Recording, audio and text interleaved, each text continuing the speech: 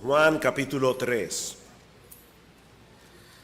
Y vamos a leer el conocidísimo pasaje de los versículos 1 al 15. La semana que viene, en la mañana, si el Señor lo permite, voy a predicar del versículo 16. Pero dice Juan 3, 1 al 15: había un hombre de los fariseos que se llamaba Nicodemo, un principal entre los judíos. Este vino a Jesús de noche y le dijo: Rabí, sabemos que has venido de Dios como maestro, porque nadie puede hacer estas señales que tú haces si no está Dios con él. Respondió Jesús y le dijo: de cierto te digo que el que no naciere de nuevo no puede ver el reino de Dios. Nicodemo le dijo: ¿cómo puede un hombre nacer siendo viejo? ¿Puede acaso entrar por segunda vez en el vientre de su madre y nacer? Respondió Jesús: de cierto te digo que el que no naciere de agua y del Espíritu no puede entrar en el reino de Dios. Lo que es nacido de la carne, carne es. Lo que es nacido del Espíritu, Espíritu es. No te maravilles de que te dije: os es necesario nacer de nuevo. El viento sopla de donde quiere y oyes su sonido, mas ni sabes de dónde viene ni a dónde va. Así es todo aquel que es nacido del Espíritu. Es algo misterioso. Respondió Nicodemo y le dijo: ¿cómo puede hacerse esto? Respondió Jesús y le dijo: ¿eres tú maestro de Israel y no sabes esto? De cierto te digo que lo que sabemos hablamos y lo que hemos visto testificamos, y no recibís nuestro testimonio. Si os he dicho cosas terrenales y no creéis, ¿cómo creeréis si os dijere las celestiales? Nadie subió al cielo sino el que descendió del cielo, el Hijo del Hombre que está en el cielo. Y como Moisés levantó la serpiente en el desierto, así es necesario que el Hijo del Hombre sea levantado, para que todo aquel que en él cree no se pierda, mas tenga vida eterna. Mis hermanos, predicar de un pasaje como este tiene sus dificultades, porque es un texto tan familiar que muchos pueden sentirse tentados aquí en IBCJ esta noche a apagar el receptor, presuponiendo que este mensaje debe estar dirigido a los que nunca han escuchado el Evangelio o tienen poco tiempo en la fe. Bueno, yo espero mostrarles en esta tarde, con la ayuda del Señor, que este pasaje es pertinente para todos, sin importar los años que tenga en el Evangelio. Ahora, yo debo aclarar que yo no pienso detenerme mucho tiempo en el tema del nuevo nacimiento, sino que quiero concentrar mi atención en la enseñanza de los versículos 14 y 15, donde el Señor hace alusión a un episodio muy conocido de la historia de Israel en el desierto, para ilustrar su propia obra de salvación en la cruz del Calvario.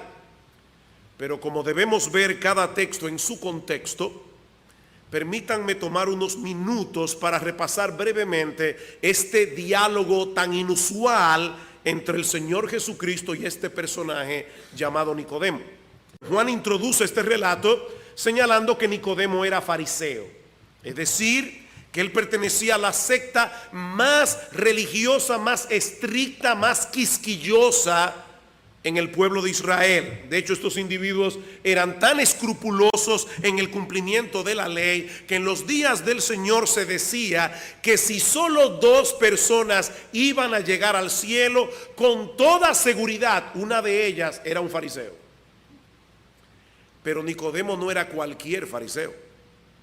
Juan nos dice también que era un principal entre los judíos, lo que significa probablemente que Nicodemo pertenecía al Sanedrín, es decir, él era miembro de lo que hoy sería la Suprema Corte de Justicia.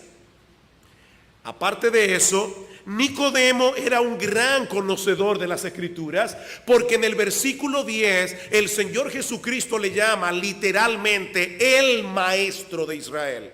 ¿Eres tú el maestro en Israel y no sabes esto? Y por si todo esto fuera poco, a diferencia del resto de los fariseos, Nicodemo tenía al Señor Jesucristo en muy alta estima. Dice en el versículo 2, Rabí, sabemos que has venido de Dios como maestro, porque nadie puede hacer estas señales que tú haces si no está Dios con él. Señor, yo estoy convencido que tú has venido de Dios. Mis hermanos, cualquiera diría que este hombre tenía todos sus papeles en reglas para irse al cielo. Tenía la visa asegurada. Pero no era así. Cristo le dice a Nicodemo, si tú no naces de nuevo, no puedes ver el reino de Dios.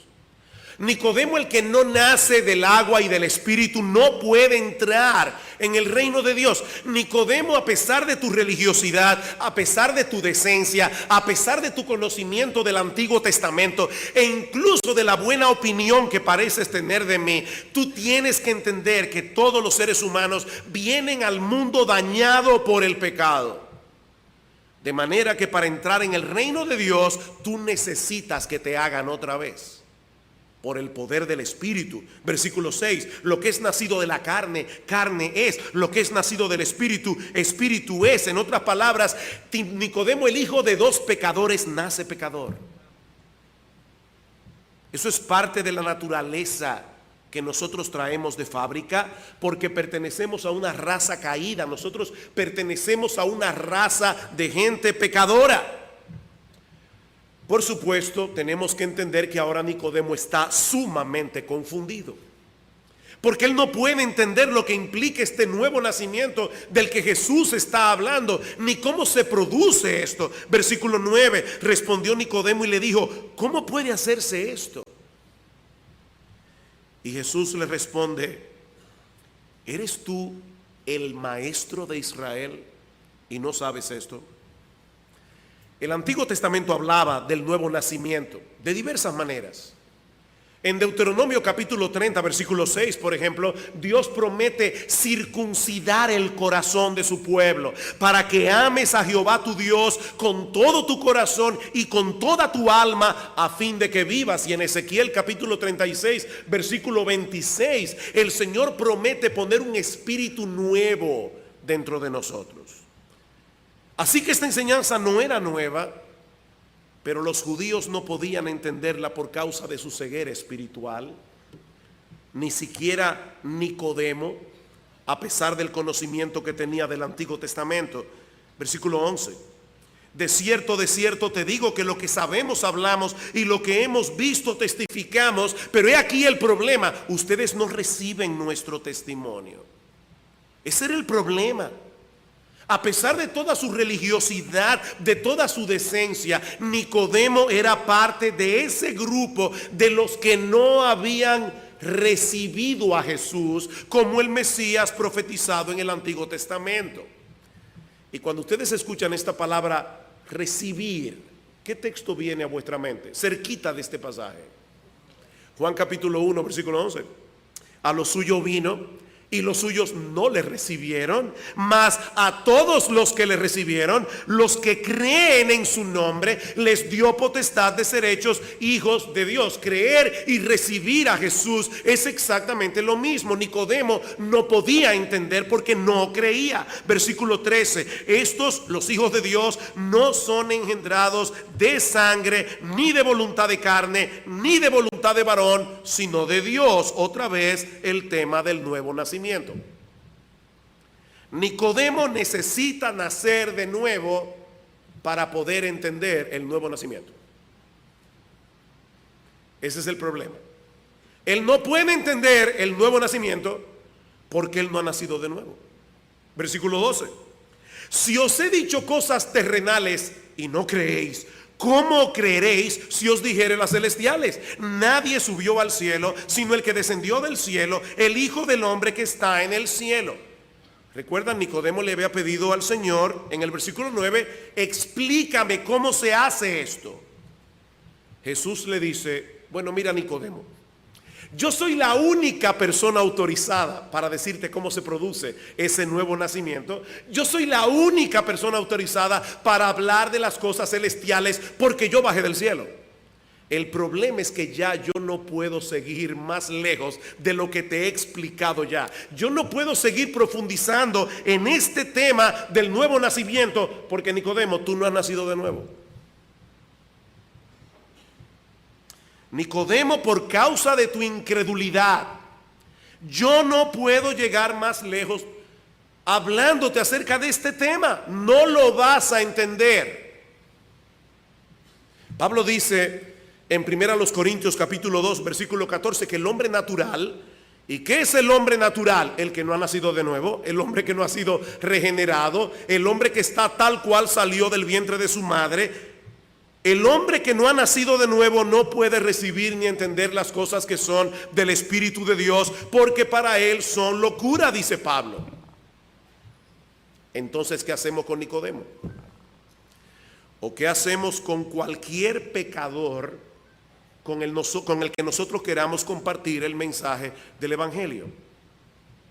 Yo recuerdo cuando yo comencé a entender Juan capítulo 3, decía, aquí hay un problema. Y yo no sé si ustedes lo ven, hermanos, yo quiero que ustedes lo vean. Este pasaje presenta un tremendo problema, un serio problema con respecto a la predicación del Evangelio.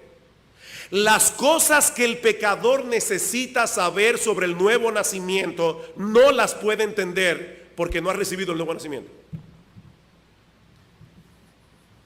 ¿Qué hacemos?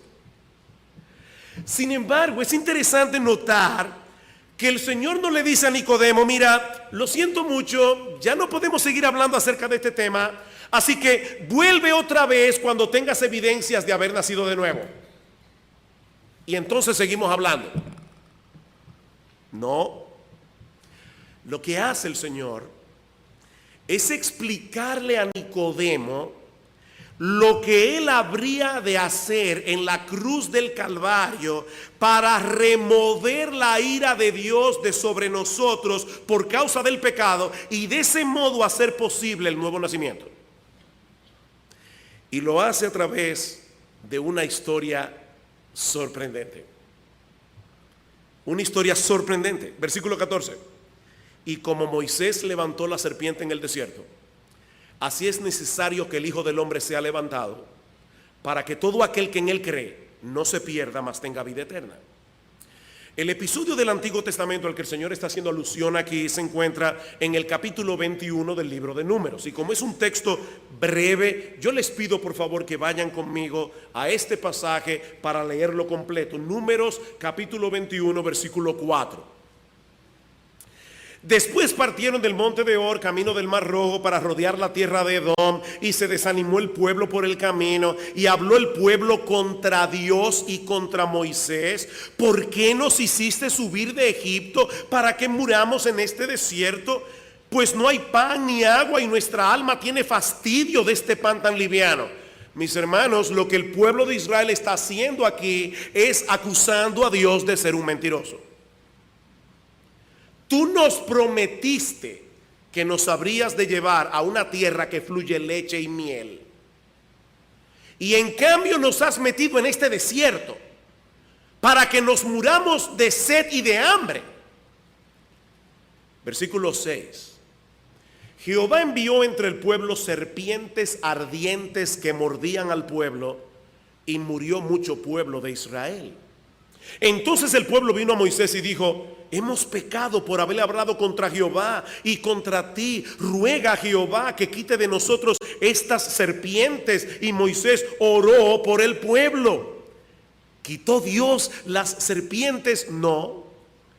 Proveyó un medio de salvación en medio de las serpientes. Versículo 8.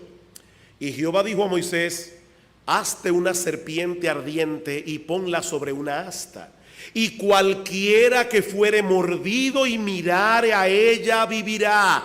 Y Moisés hizo una serpiente de bronce y la puso sobre una asta, y cuando alguna serpiente mordía a alguno, miraba a la serpiente de bronce y vivía. En respuesta al arrepentimiento del pueblo y a la oración de Moisés, Dios provee un medio de salvación para este pueblo pecador: una serpiente de bronce levantada sobre una asta. Ahora, hermanos, yo quiero que ustedes noten varias cosas importantes en este pasaje. La primera es que la serpiente de bronce no era preventiva, era curativa. La serpiente de bronce no era preventiva. En otras palabras, mirar hacia la serpiente de bronce no iba a impedir ser mordido por una serpiente venenosa. Versículo 8. Y Jehová dijo: hazte una serpiente ardiente, ponla sobre un asta, cualquiera que fuere mordido y mirare a ella, vivirá. Era después de la mordida, con el veneno ya circulando en sus venas, que los israelitas debían mirar a la serpiente de bronce y vivir.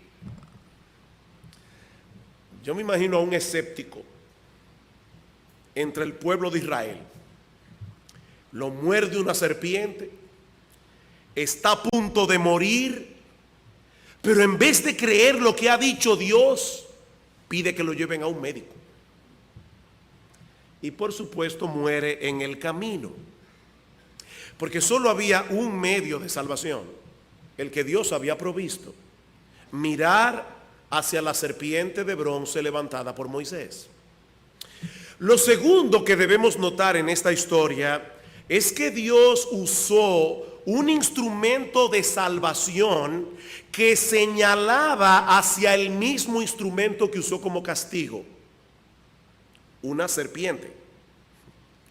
O sea, la serpiente que fue causa de muerte vino a ser causa de salvación para el pueblo de Dios.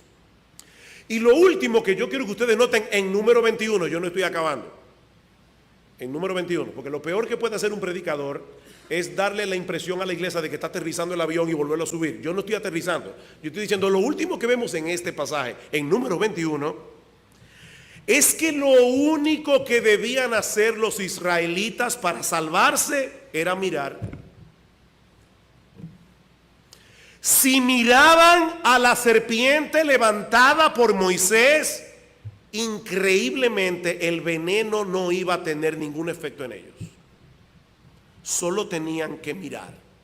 Ahora, con esto en mente, volvamos a Juan capítulo 3 y vamos a ver qué fue lo que el Señor Jesucristo quiso decirle a Nicodemo para explicarle cómo se produce el nuevo nacimiento. Versículo 14: como Moisés levantó la serpiente en el desierto, así es necesario que el Hijo del Hombre sea levantado. ¿Quién es este Hijo del Hombre? Obviamente nuestro Señor Jesucristo. ¿Recuerdan ustedes ese pasaje cuando el Señor sana a un ciego de nacimiento? Salvador lo citaba esta mañana en el capítulo 9 del Evangelio de Juan. Dice que los fariseos interrogan al ciego sobre la curación milagrosa y él aprovecha la oportunidad para darle gloria al Señor. Así que los fariseos lo expulsan de la sinagoga. El Señor se encuentra de nuevo con él y le pregunta, y voy a leer de la Biblia de las Américas porque es más literal que la Reina Valera: ¿crees tú en el Hijo del Hombre? Él respondió y dijo: ¿quién es, Señor, para que yo crea en él? Y Jesús le responde: ¿tú le has visto? El que está hablando contigo, ese es. Yo soy el Hijo del Hombre. La Reina Valera dice Hijo de Dios. Literalmente dice Hijo del Hombre. Yo soy el Hijo del Hombre. Él entonces dijo: creo, Señor, y le adoró.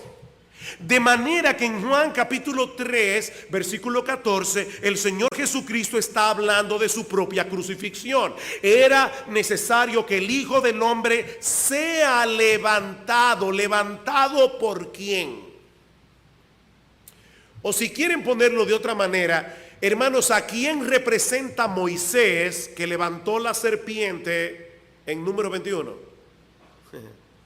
Al pueblo de Israel, representado por sus líderes religiosos. Más adelante en Juan capítulo 8, versículo 28, el Señor dice a los fariseos: cuando hayáis levantado al Hijo del Hombre, entonces conoceréis que yo soy. Ustedes levantarán al Hijo del Hombre. ¿Recuerdan la predicación de Pedro en Hechos capítulo 4, cuando le dice a los judíos: ustedes mataron al autor de la vida y pidieron que se os diera un homicida? Ustedes lo mataron. Así que en el relato de Números 21, el Salvador no era Moisés, el Salvador era Dios por medio de la serpiente. Y ahora el Señor Jesucristo está diciéndole a Nicodemo que esa serpiente no era más que un símbolo de sí mismo. Mis hermanos, yo no sé si a ustedes les choca esto, pero Cristo se está comparando con una serpiente. La serpiente era un animal maldito. Dios la maldijo en el huerto del Edén. La serpiente era un animal inmundo en el pueblo de Israel, pero ese fue el animal que Dios escogió para convertirlo en un medio de salvación en Números 21. Y es el animal que ahora Jesús está diciendo que lo simboliza a él. Dios pudo haberle dicho a Moisés: hazte un cordero de bronce, y todo el que mirare al cordero será salvo. Pero eso no fue lo que le dijo. Él le dijo: hazte una serpiente. ¿Saben por qué? Porque en la cruz del Calvario el Señor Jesucristo fue hecho pecado y maldición por causa tuya y por causa mía. La ira de Dios que nosotros merecíamos cayó sobre él para que nosotros ahora podamos disfrutar salvación por medio de la fe. Pablo dice en 2 Corintios capítulo 5 versículo 21: aquel que no conoció pecado por nosotros fue hecho pecado. Cristo fue hecho pecado en la cruz del Calvario para que nosotros fuésemos hechos justicia de Dios en él. Y en Gálatas capítulo 3 versículo 13 dice que Cristo nos redimió de la maldición de la ley. ¿Cómo? Hecho por nosotros maldición, porque escrito está: maldito todo el que es colgado en un madero.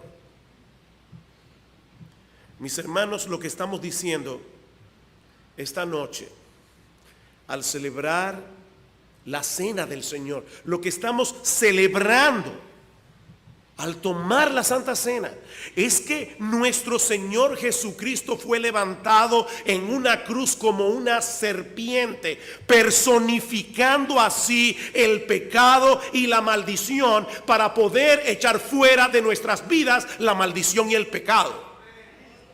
Esto es lo que estamos celebrando. Ese es el medio escogido por Dios para salvar a los pecadores, ya sea que se trate de un pecador decente como Nicodemo, o que se trate del más perverso y depravado de los hombres y cualquier otro en el medio. Nicodemo estaba confundido con todo este asunto del nuevo nacimiento, y ahora el Señor le está diciendo: Nicodemo, ¿tú recuerdas la historia de la serpiente de bronce? Esa serpiente era yo. Esa serpiente apuntaba hacia mí. Yo seré levantado en una cruz para que todo aquel que en él crea, que en mí crea, como el Salvador de los pecadores, no se pierda, mas tenga vida eterna. Nicodemo, no es suficiente que me veas como un maestro enviado por Dios. Eso no es suficiente. Mucha gente dice: oh sí, Jesús fue un gran maestro. No, Jesús fue mucho más que eso. Jesús es el único Salvador todo suficiente, enviado por Dios para salvar a pecadores. Todos esos israelitas que fueron salvados en Número 21, ¿saben qué pasó con todos ellos? Murieron. Murieron después. Pero Cristo promete vida eterna a todos los que creen en él. He ahí entonces, hermanos, la solución del dilema que planteábamos hace un momento. El pecador está muerto en sus delitos y pecados. El pecador necesita nacer de nuevo, pero no puede entender el evangelio precisamente porque no ha nacido de nuevo. Pero Dios ha decretado abrir los ojos de los ciegos. Dios ha decretado traer entendimiento en el pecador cuando nosotros les presentamos en el evangelio esa sorprendente imagen del Señor Jesucristo muriendo en una cruz por pecadores, haciéndose a sí mismo pecado y maldición. Dios ha prometido abrir los ojos de los ciegos, darle entendimiento a los pecadores cuando nosotros les predicamos a Cristo y a este crucificado. Por eso es que Pablo dice: yo me propuse no saber entre vosotros cosa alguna, sino a Jesucristo y a este crucificado.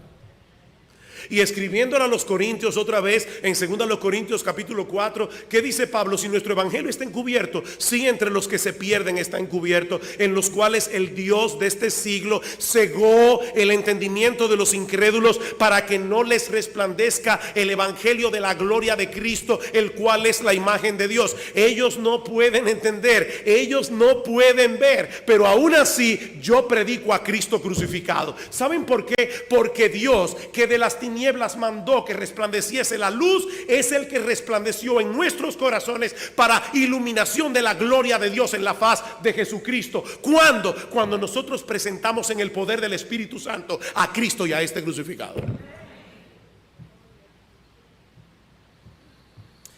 Todo lo que Nicodemo necesitaba y lo que necesita cualquier pecador en el día de hoy es mirar con fe hacia esa cruz.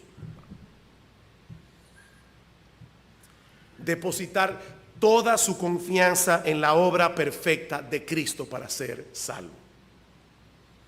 Parece demasiado simple para obtener algo tan valioso, pero por simple que parezca, ese es el mensaje de salvación que Dios proclama en el evangelio. Cristo fue levantado en una cruz, recibió sobre sí mismo todo el peso de la ira de Dios por nuestros pecados, y todo lo que el pecador tiene que hacer es mirar y vivir. Mirar y vivir. Uno de los más grandes predicadores que ha tenido la iglesia de Cristo después del apóstol Pablo es el predicador inglés Charles Spurgeon.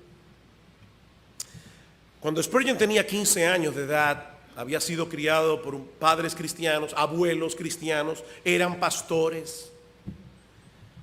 Pero Spurgeon había caído en una condición muy angustiosa espiritualmente hablando, porque él sabía que no era creyente y al mismo tiempo estaba muy confundido como Nicodemo en cuanto a lo que él debía hacer para ser salvo. Y teniendo 15 años de edad, el 6 de enero de 1850, Spurgeon estaba supuesto a asistir a una iglesia cerca de su casa donde iba a predicar su padre la palabra de Dios. Pero cayó una nevada tan fuerte que su madre le aconsejó que asistiera a una pequeña capilla metodista que había allí en la localidad. Así que sin mucho entusiasmo, Spurgeon se dirigió a la capilla. Encontró a 12 o 15 personas reunidas. Para colmo de males, el pastor que debía predicar ese día tampoco pudo llegar por causa de la nevada. Así que un hermano simple de la congregación, que ni siquiera sabía hablar muy bien, sin mucha oratoria, se subió al púlpito y abrió su Biblia en Isaías capítulo 40 versículo 45 versículo 20. Mirad a mí y sed salvos todos los términos de la tierra, porque yo soy Dios y no hay más. Me encanta cómo lo cuenta Spurgeon en su autobiografía. Dice que el predicador desconocido comenzó a exponer su texto diciendo: mis queridos amigos, esto es en verdad un texto muy simple. Dice: mirad Ahora bien, mirar es una tarea que no exige mucho esfuerzo. No se trata de levantar tu pie o tu dedo, es simplemente mirar. Un hombre no necesita ir al colegio para aprender a mirar. Tú puedes ser el tonto más grande y aún así puedes mirar. Cualquiera puede mirar, incluso un niño puede hacerlo. Pero el texto dice, mirad a mí. Ay, dice el predicador, muchos están mirándose a sí mismos, pero no tiene sentido mirar hacia allí. Nunca encontrarán consuelo en vosotros mismos. Jesucristo dice, mirad a mí. Algunos de vosotros decís, estamos esperando que el Espíritu Santo obre en nosotros. Ese no es el punto ahora. Mira a Cristo. El texto dice, mirad a mí. Mirad a mí que estoy sudando grandes gotas de sangre. Mirad a mí que estoy colgado en una cruz. Mirad a mí que he muerto y he sido enterrado. Mirad a mí que resucité. Mirad a mí que ascendí a los cielos. Mirad a mí que estoy sentado a la diestra de Dios. Oh, pobres pecadores, mirad a mí, mirad a mí. Y dice Spurgeon que cuando tenía como 10 minutos hablando de esa manera, miró a Spurgeon directamente y le dice, joven, luces muy miserable. Y dice Spurgeon, acepto que lucía así, pero no estaba acostumbrado a que me hablaran de mi apariencia personal desde el púlpito. Joven, luces muy miserable y siempre serás un miserable, miserable en vida y miserable en muerte si no obedeces mi texto. Pero si lo obedeces ahora, en este momento, serás salvo. Y luego, levantando sus manos, gritó como solo un metodista primitivo podría hacerlo: joven, mira a Jesucristo, mira, mira, mira. No tienes que hacer otra cosa que mirar y vivir. De inmediato vi el camino de la salvación. No sé qué otra cosa dijo. No presté atención a nada más. Tan poseído estaba por aquella sola idea. Yo estaba esperando por hacer 50 cosas. Pero cuando escuché esa palabra, mirad cuán encantadora me pareció. Allí y entonces las nubes se fueron, las tinieblas se apartaron y pude ver la luz del sol. Pude haberme levantado en ese instante y cantar como el más entusiasta de los metodistas acerca de la preciosa sangre de Cristo y de la fe simple que solo mira hacia Él. Así fue salvo este gran hombre de Dios por la predicación de un predicador desconocido.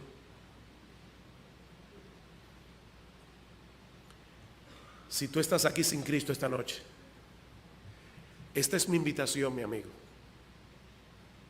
Mira a Cristo. Mira a Cristo. Crucificado en esa cruz, mira a Cristo. Y su sangre derramada, mira a Cristo como el Salvador de los pecadores. Confía únicamente en Él y serás salvo. Todos tus pecados serán perdonados. Y tendrás en este mismo instante la vida eterna. Mira a Cristo.